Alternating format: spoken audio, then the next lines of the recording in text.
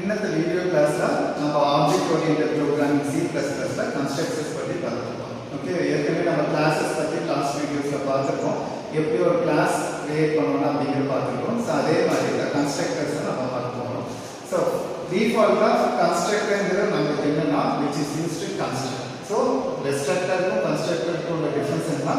Constructor which is used to construct. நம்ம ஒரு class நம்ம கன்ஸ்ட்ரக்டர் ஒன்று கிரியேட் பண்ணிட்டோம்னா ஆட்டோமேட்டிக்காக ஒரு மெமரி அலோகேஷன் நமக்கு ஒரு ஸ்பேஸ் அலோகேட் ஆகிடும்.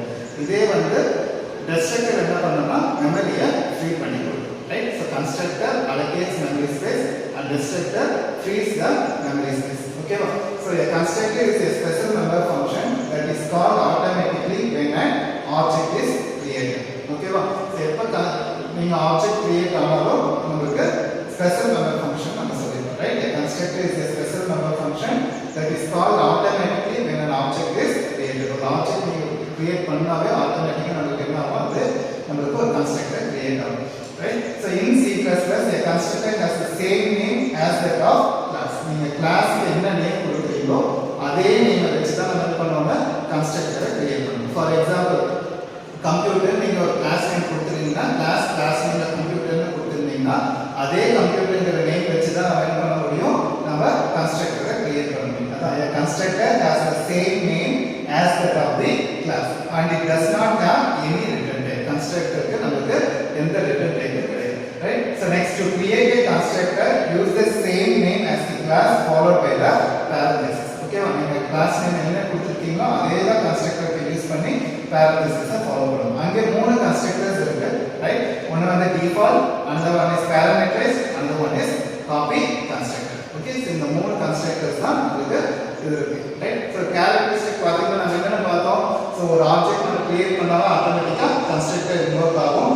அடுத்தது constructors are mostly declared in the public section. Okay, access specifiers மூணு இருக்கு இல்லையா? private, public and protected. default நமக்கு constructors declare பண்ணுவோம், public section create பண்ணுவோம். next, constructors நமக்கு என்ன இருக்கு? do not have a return values. next, a constructor gets called automatically when we create the object of the class. அது எப்படிங்கறது நம்ம இந்த எக்ஸாம்பிள்ல பார்ப்போம். Okay, so இந்த simple example first நான் என்ன பண்ணிருக்கேன்?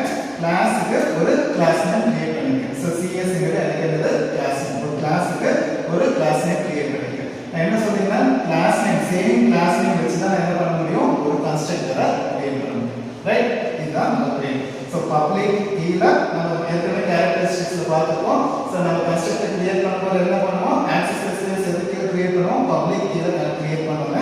கிளாஸ் நேம் வச்சு தான் நம்ம கன்ஸ்ட்ரக்டர் கிரியேட் பண்ணுவோம். So here created a constructor. அப்ப CS ங்கிற ஒரு கன்ஸ்ட்ரக்டரை followed by parenthesisல நம்ம கன்ஸ்ட்ரக்டர் கிரியேட் பண்ணிட்டோம். ஓபன் பிரேசஸ், க்ளோஸ் பிரேசஸ் இதுக்குள்ள நீங்க கோட் கொடுத்துக்கிறீங்க.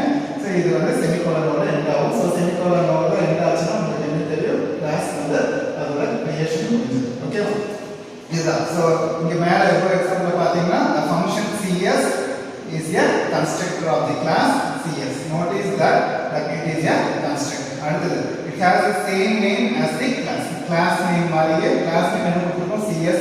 constructor என்ன கொடுத்திருக்கேன்? CS. Okay, it has the same name as the constructor. Does not have a return type and it is in public.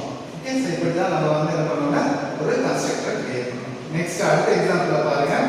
So header file has input IO string, non-header that is console input output string. Right? ஒரு class create பண்ணிருக்கீங்க. என்ன name use பண்ணிருக்கீங்க? Class name வந்து CS. So default தான் நம்ம int declaration data members declare பண்ணிருக்கோம். int m ங்கற வந்து data member declaration இது கீழ இருக்கு private கீழ. பட் access நம்ம கொடுத்திருக்கும்போது கொடுத்திருக்கோம் public. So public நான் என்ன பண்ணிருக்கேன்? CS class name வச்சு நான் என்ன பண்ணிருக்கேன்? ஒரு constructor கிரியேட் பண்ணிருக்கேன். So இங்க என்ன மெத்தட்ஸ் யூஸ் பண்ணிருக்கேன்? cout ல constructor allocator cout enter the value of m. Right? m ஓட வேல்யூ மாதிரி இதோட முடிச்சிட்டேன். நெக்ஸ்ட் அடுத்த ஃபங்க்ஷன் என்ன கிரியேட் பண்ணிருக்கேன்? டிஸ்ப்ளே ஃபங்க்ஷனை கிரியேட் பண்ணிருக்கேன். சோ டிஸ்ப்ளே என்ன பண்ணுவோம்னா the value of m is அப்படிங்கற எனக்கு என்ன m ஓட வேல்யூ இருக்கோ என்ன இன்புட் வாங்குனா அது வந்து இங்க டிஸ்ப்ளே ஆகும். சோ செமிகோலன் பிரேசஸ் செமிகோலன் கொடுக்க போற கிளாसेस கம்ப்ளீட் ஆகும்.